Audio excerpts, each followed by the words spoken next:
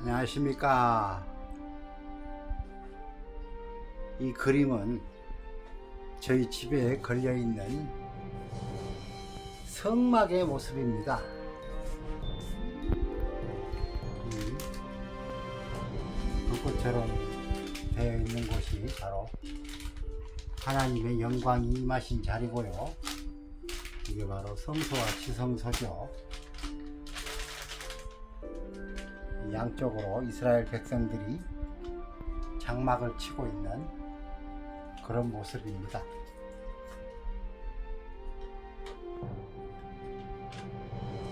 이 그림을 히브리어로 얘기를 한다면, 말씀을 드린다면 베이트라는 그림이 되겠습니다.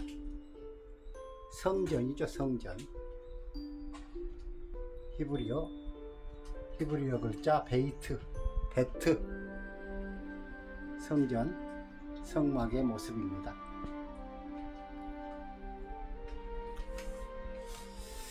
오늘 말씀은 창세기, 역시 창세기 말씀 알아보겠습니다. 제가 창세기부터 요한계시록까지 말씀을 정리해보려고 계속해서 창세기부터 지금 시작하고 있는데요. 오늘이 2장 12절 말씀이네요. 그 땅의 금은 순금이요. 그 땅의 금은 순금이요. 그곳에는 베델리엄과 호마노도 있으며. 대부분 사람들은 이 말씀을 읽으면서 생각을 하게 됩니다. 에덴 동산에 금도 있었구나. 금 캐러 가야지. 이런 생각 한 번쯤 해보셨을 겁니다. 그러나 하나님은 성경 첫 장면에서 왜 금과 보석을 기록하셨을까? 하나님은 돈 이야기를 하시는 것이 아닙니다. 바로 우리 신앙의 연단과 영광의 비밀을 말씀하고 계시는 것입니다. 금이라는 히브리어는 자하부, 이렇게 읽습니다. 자하부라고 합니다. 자하부, 발음을 자하부 이렇게 읽는데요. 자하부라는 세 글자 한 글자씩 알아보면요, 첫 번째 글자가 바로 자인입니다. 자인. 이 글자를 무기라고 합니다. 무기, 칼이라고도 하기도 하고요. 왜 칼이냐, 왜 무기냐? 우리가 하나님의 말씀을 말씀의 검이라고 하지 않습니까? 말씀의 검, 칼이라고 하지 않습니까? 그런 의미입니다. 이 말씀의 검이 우리의 못된 습성을 잘라버리는 그런 의미가 있겠습니다. 그 다음 글자는 해입니다. 해. 영어 N자처럼 생겼는데 이쪽에 숨 쉴 수 있는 공간이, 창문이 트여 있습니다. 그래서 하나님의 계시, 하나님의 숨, 하나님의 계시를 이 창문으로 넣어주시는 것이지요, 우리에게요. 그 다음 글자는 베이트. 아까 화면 첫 장면에서 보여드린 장막의 모습, 장막의 겉모습이 아니고요, 속, 장막 안의 모습입니다. 그러니까 성전인 우리들의 몸 안이 성전이잖아요. 우리의 속 사람의 모습인 거죠. 그것을 바로 베트라고 한다. 사람의 속 사람, 이곳을 성전이라고 한다. 그런 글자가 바로 베트라고 이해하시면 되겠습니다. 이 글자들을 묵상적으로 보면은요, 하나님의 손에 붙들린 사람이, 우리가 교회를 다니며 예배를 드리는데요, 우리가 하나님의 손에 붙들렸기 때문에 힘들게 교회를 다니고 말씀을 배우고 신앙생활을 하는 것이죠. 하나님의 손에 붙들린 사람이 연단의 칼을 통과하여 하나님의 그 무서우신 말씀의 검을 통과하죠. 하나님의 말씀의 검은 살아계셔서 활력이 있으셔서 막 여기저기 휘두르십니다. 막 휘두르셔요. 그러면 우리가 그 칼을 맞고 우리의 죄성이 잘려 나가는 것이죠. 그런 의미에 그 칼을 통과하여 하나님의 집으로, 성전으로 세워진다. 이것이 바로 금, 자하부이다. 우리가 아는 그런 금이 아닌 것이지요. 그런데 금은 처음부터 순금이 아니다. 그렇죠? 하나님의 이 자하부라는 이 금도 그렇고 우리가 아는 세상적인 금도 그렇고 불순물이 섞여 있죠. 그래서 불 속으로 들어가게 됩니다. 그래서 녹지요. 그러니까 얼마나 고통스럽겠습니까? 이게 바로 우리의 신앙생활인 것입니다. 우리의 신앙생활이 하루하루 살아가는 그 일상들이 뜨겁습니다. 아주 뜨거워서 펄쩍펄쩍 뛰게 되는 것이죠. 그래서 불순물이 빠지게 되고 결국에는 순금이 되어가는 것입니다. 그래서 우리의 신앙생활이 바로 순금이 되어가는 그 과정이다. 이런 의미가 되겠습니다. 우리 인생도 그렇습니다. 우리의 사업이 무너집니다. 사람에게 배신을 당합니다. 건강도 흔들립니다. 경제적으로도 어려워지게 되고요. 외롭게 되지요. 눈물이 펑펑 흐릅니다. 기도해도 하나님의 응답은 없습니다. 그러나 하나님은 말씀하십니다. 내가 너를 버린 것이 아니라 연단하고 있는 것이다. 이사야서 48장 10절입니다. 보라, 내가 너를 연단하였으나 은처럼 하지는 아니하고 너를 고난의 풀무 가운데서 택하였노라. 우리를 자꾸만 고난 속에 집어넣으셔서 더욱더 뜨거워지라고, 7배나 뜨거워지라고 다니엘의 세 친구처럼 7배나 뜨거운 불 속에 집어넣으시는 것이지요. 우리의 죄악들이 죽으라고 그렇게 하시는 것입니다. 하나님은 우리를 풀무불 속에 죽이려고 던져 넣으신 것이 아닙니다.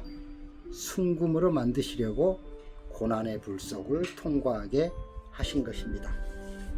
욥기 23장 10절입니다. 그가 나를 단련하신 후에는 내가 순금같이 정금같이 되어 나오리라.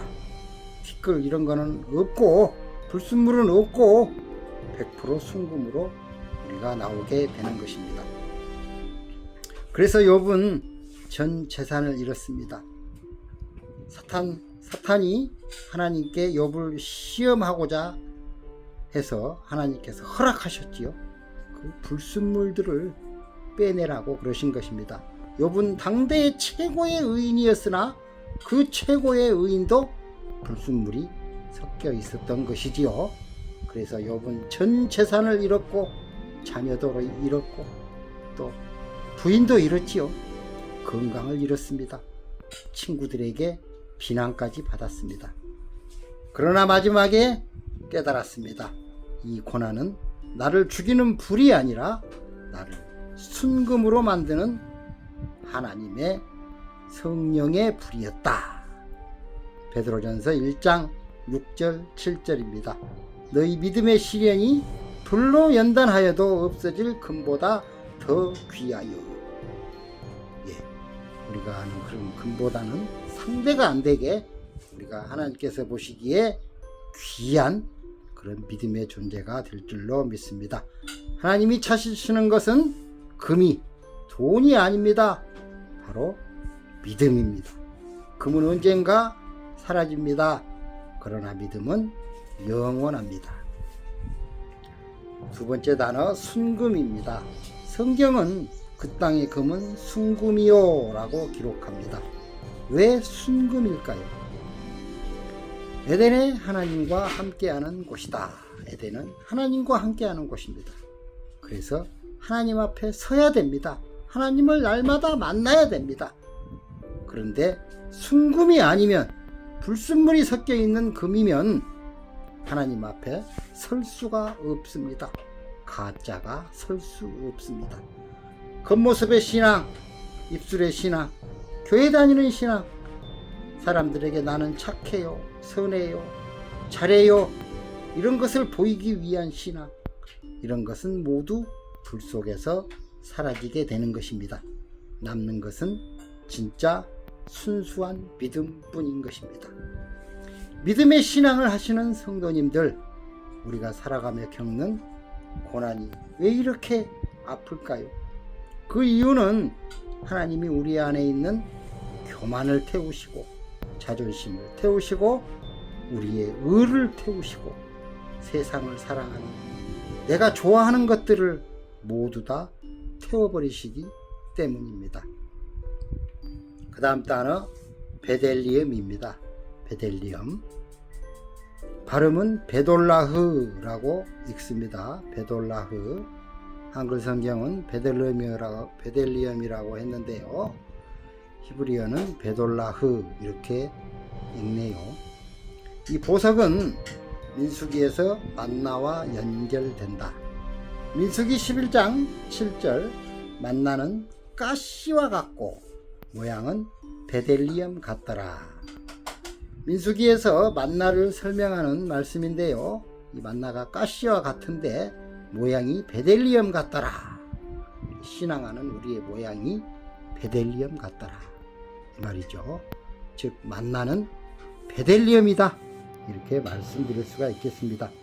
만나는 하늘에서 내려온 양식이다, 예수님 말씀하셨습니다. 요한복음 6장 35절, 나는 생명의 떡이니. 예수님께서 우리의 만나이시고 우리의 베델리엄이신 것입니다. 고난 가운데서도 하나님은 우리를 굶기지 않으신다. 베델리엄인 만나로 나를 먹이셔서 순금으로 만드신다. 우리는 풍성한 것을 좋아하죠.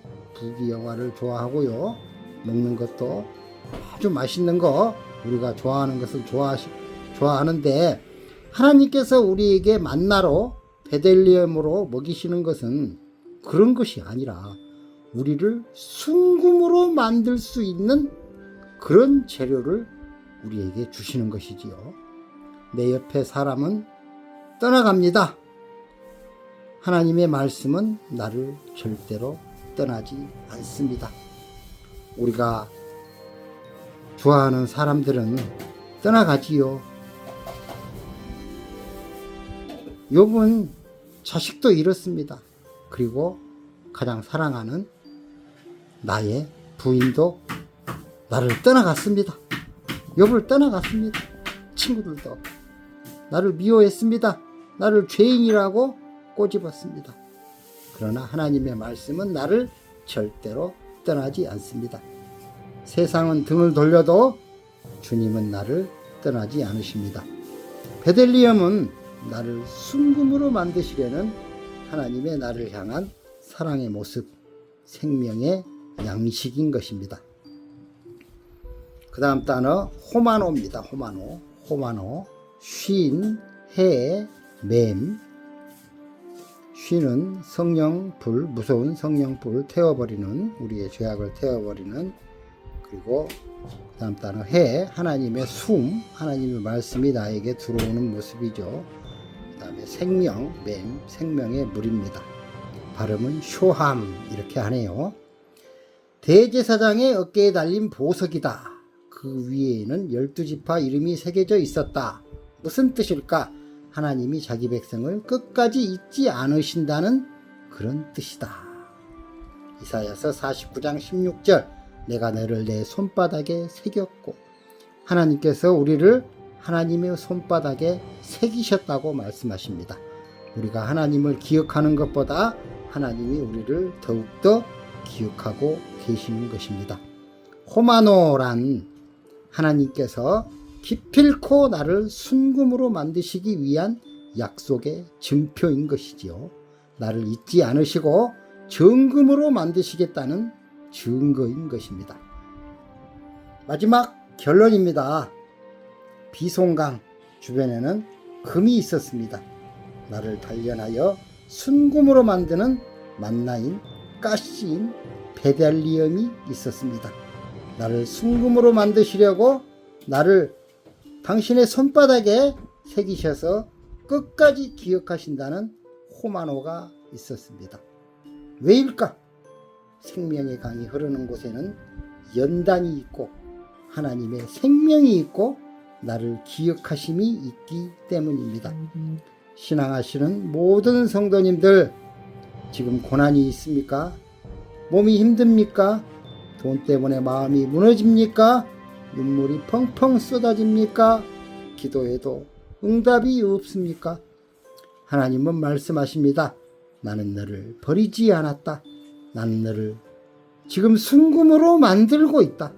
로마서 5장 3, 4절입니다. 환난은 인내를, 인내는 연단을, 연단은 소망을 이루는 줄 알미로다. 야고보서 1장 12절 시험을 참는 자는 복이 있나니 이는 주께서 약속하신 생명의 면류관을 얻을 것임이라. 아멘. 이 믿음으로 우리의 고난 참아내시기 바랍니다. 기도하겠습니다. 사랑의 하나님, 왜 이렇게 나의 삶이 힘든지 모르겠습니다.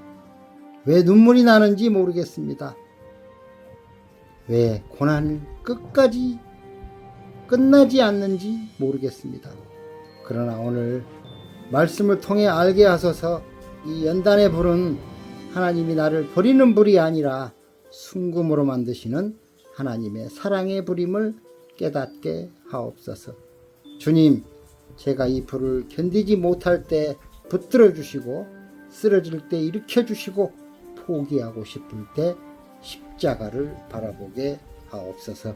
내 눈에는 고난이 보이지만 주님의 눈에는 순금이 보이게 하옵소서. 내 눈에는 눈물이 보이지만 주님의 눈에는 영광이 보이게 하옵소서. 주님, 비송강 주변의 순금처럼 고난을 통과한 후 더 깨끗한 믿음으로 나오게 하시고 욥처럼 내가 순금같이 되어 나오리라 고백하는 날이 하루빨리 오게 하옵소서.